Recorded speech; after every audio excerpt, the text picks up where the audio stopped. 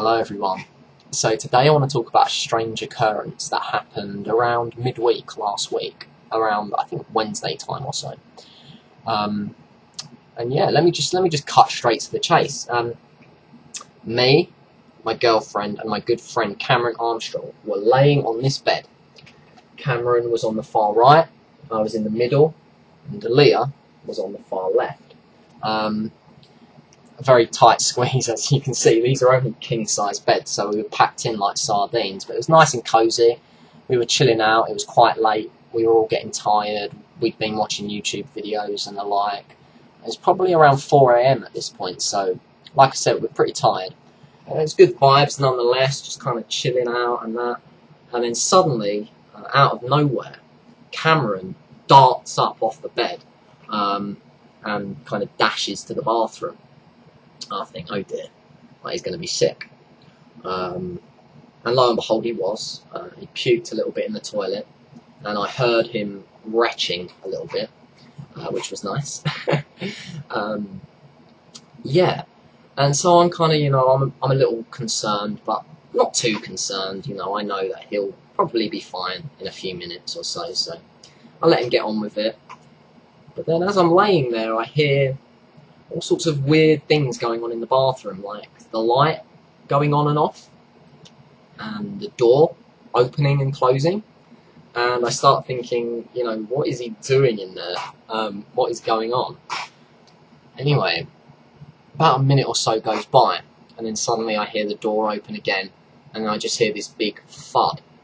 And the first thought I had was, oh shit, he's fainted, or something like that. And as I looked over, yeah, he was on the floor, he was on his knees, and he looked distressed, he looked bewildered, confused, startled, and he didn't look like he was fully here. That's another point I want to underline, that he looked like he was kind of half in this reality and half in another.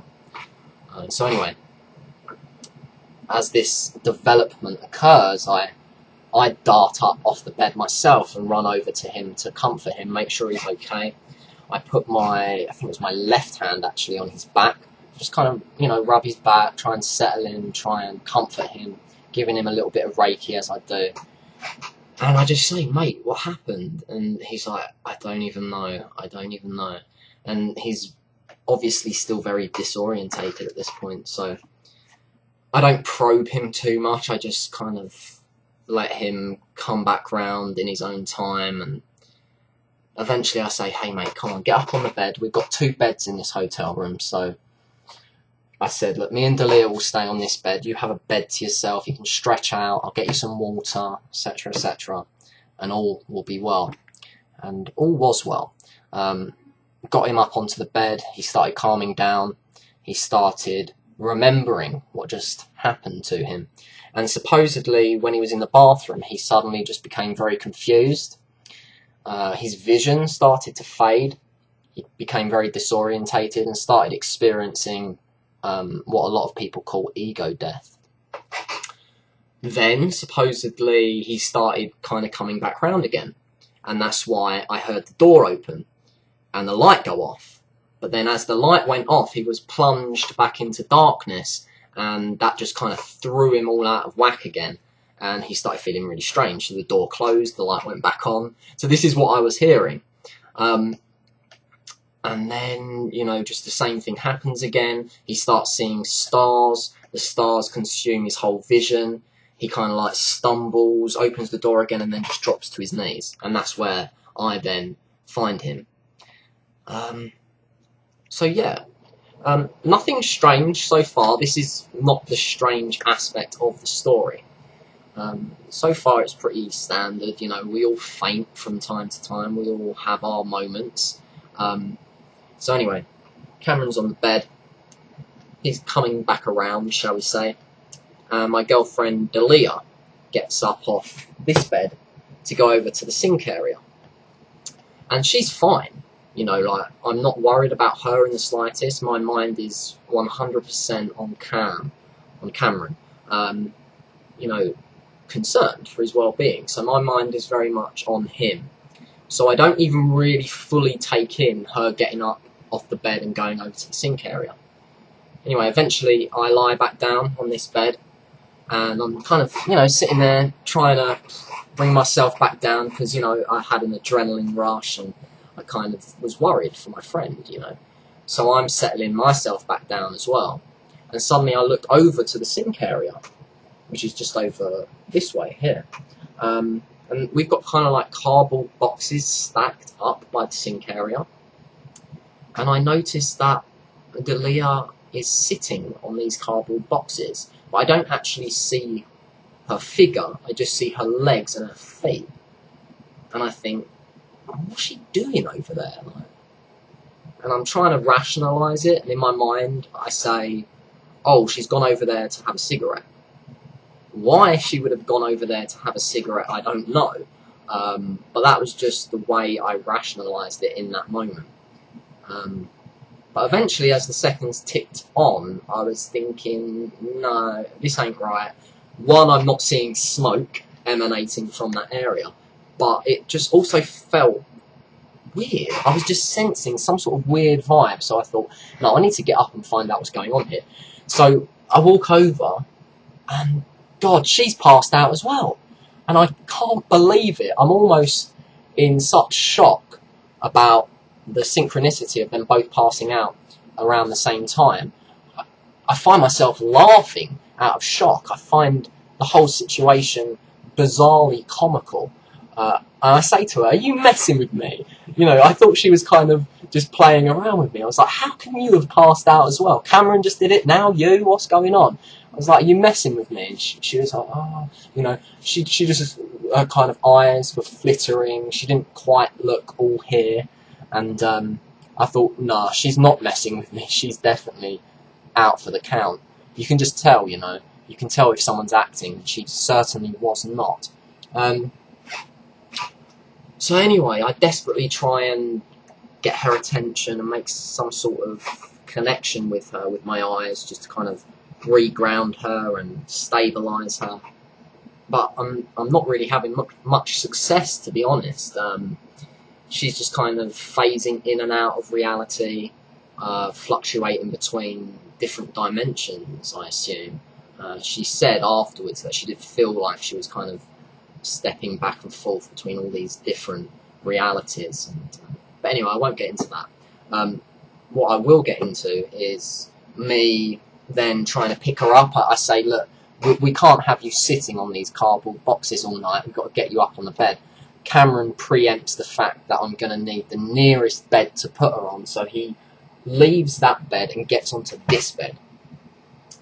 He's still feeling quite weird himself, but even in his kind of unbalanced state, he knows that something's not right with Delia and we need to get her onto the bed.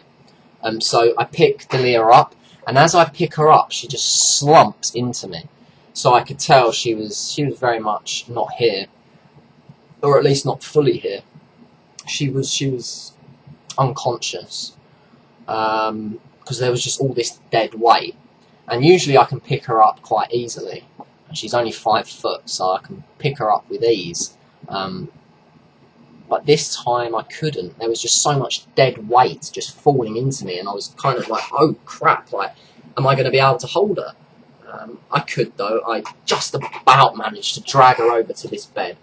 And as I was then like hoisting her up onto the bed, she properly slumped forwards and started like gurgling.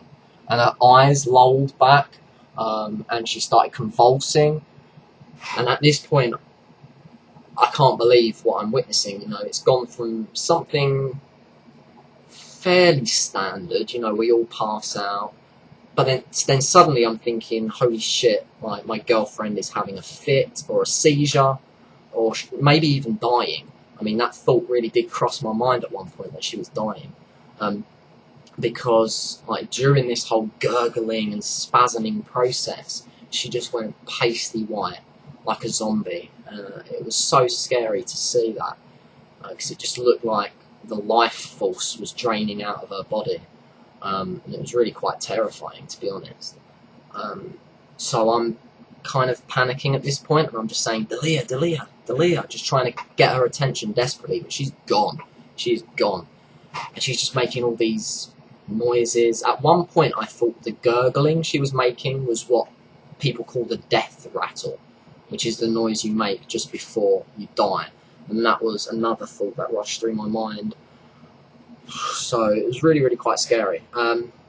Anyway, I'm panicking. I'm in a kind of state where I don't know what to do. But then eventually I recenter myself, I gather my thoughts, and I say, now's not the time to panic, Reese. Now is the time to act. So, act. So I did. So I was like, man up, stop the panicking, and let's do something, let's fix this. So I just picked her up again, scooped her up, supported her neck, because her neck was just, ugh, you know, there was no sort of support in her neck. It was just, you know, just, yeah, well, you know what I mean. It was just lolling about, like, bleh. So I supported her neck, got her up onto the bed, which was quite a struggle because of the dead weight. Anyway, I think, right, let's give her some Reiki energy. Still, like, I'm tearing up at this point because I'm thinking, you know, she's either really, really, really ill, like seriously ill, or she's dying. Like, that was the kind of mindset I was in. So I'm kind of shaking from the shock of it all. I'm feeling so much energy rush through me, and I think, right, this is the perfect time for some Reiki, because I've got a massive build-up, you know, and it was just building and building and building, and it was reaching some sort of crescendo, or crescendo, however you say it. And so I put my hand on her solar plexus chakra, and I just blasted forth the biggest wave of energy I could muster up, the biggest loving, supportive, caring energy that I could muster up, and I blasted it forward into her being. And as I did, she gasped, almost as if she'd just come out of water, which obviously indicates that she'd stopped breathing, and that this blast of energy brought the breath back. So that was such a relief. At this point, my mind started settling down, because up until that point, I really did think that I might be losing my girlfriend here. So yeah, I mean, I quite possibly gave her the zap of life there. I don't want to say that's definitely what happened, but either way, I brought her back round. I don't want to say I saved her life, because that's kind of melodramatic. Who knows if I did or not. But I definitely brought her back round, and things started settling back down then. She was still completely delirious, but colour started returning to her face a little bit, and, you know, I just started sensing that everything was going to be alright. So up until this point, things are a little bit strange, the fact that those two events synced up in that way. Then this is the real icing on the cake. This is where it gets quite bizarre. Because the next morning, Dalia's mum knocks for Dalia. She wanted her laptop back. And she says, oh, your granddad was taken into hospital last night around 4 AM. That's when this happened. Her granddad had some sort of seizure, became delirious, started hallucinating, and passed out, you know, and had to be brought to the hospital. So I'm thinking at this point, whoa, okay, that's a pretty interesting synchronicity. And then, and this really is the icing on the cake, Dalia's sister text messages Dalia later on that day and says, oh, you know, just randomly last night, I have no idea why, but I just passed out. I puked and I passed out at around 4 AM. So it's just like, oh, wow, okay, so these 4 events all synced up with one another. And it's just absolutely amazing. I mean, what happened, I don't know. I'm not the kind of person that likes to say, this is definitely what happened. You know, don't question me, this is how it is. You know what I'm like. I like to just kind of leave it open and say, what's your interpretation? I definitely have my own interpretation. I won't go into it, though, because I don't like to, really. I like to just keep it open. But what I will say is I definitely feel as if these events were synced up for a reason. I think possibly one event happened originally and then that triggered off the others, and that it was some sort of energetic domino effect that occurred. But anyway, I want to hear your thoughts, so please do share. Anyway, I'm about to hit the 15-minute mark, so bye for now. Love ya.